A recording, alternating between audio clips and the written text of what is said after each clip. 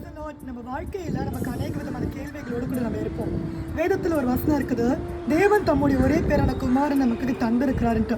இந்த வார்த்தைகளை படிக்கும்போது எனக்குள்ளே ஒரு கேள்வி எழும்புச்சு. ஆண்டவர் இயேசு கிறிஸ்துவ தம்முடைய குமாரனாக அபிஷேகம் பண்ணினார் சொல்லி பைபிளை பார்க்குறோம். என்ன சொல்ல போனோம் அப்படின்னா, உலகம் உண்டாகிறதுக்கு முன்னாடியே இயேசு கிறிஸ்துவானவர் பிதாவின் அருகே செல்ல பிள்ளையா இருந்தாருன்னு பார்க்குறோம். அப்படி இருக்க தேவன் ஏன் தம்முடைய குமாரனை கொடுக்குறாரு? தாமே வந்திருக்கலாமின்னு சொல்லி என்னோட கேள்வி. அப்போ ஆண்டவர் எனக்கான ஒரு பதிலை கொடுத்தாரு.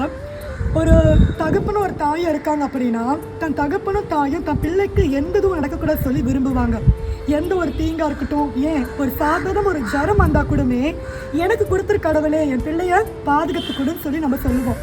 ஆனாலுமே இங்க பார்க்குறோம், தேவன் அப்படி பண்ணாம தன்னையும் விட அதிகமாக நேசிக்கிற தன்னுடைய குமாரனை என்ன பண்ணியிருக்கிறாரு, நமக்காக கொடுத்து, என் குமாரனை பொழுது நான் உன்னைய நேசிக்கிறேன்னு சொல்லி வெளிப்படுத்துவதற்காக நம்முடைய குமாரனை கொடுத்து இவ்வளவாய் உலகத்தில் அன்பு கூர்ந்தார்.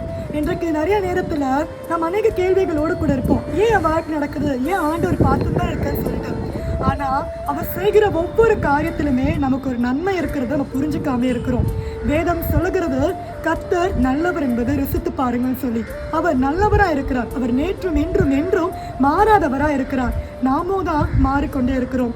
ஸோ டோன்ட் வரி, எல்லாமே நம்முடைய நன்மைக்காக தான். கர்த்தர் உங்களை ஆசீர்வதிப்பார். ஆமென்.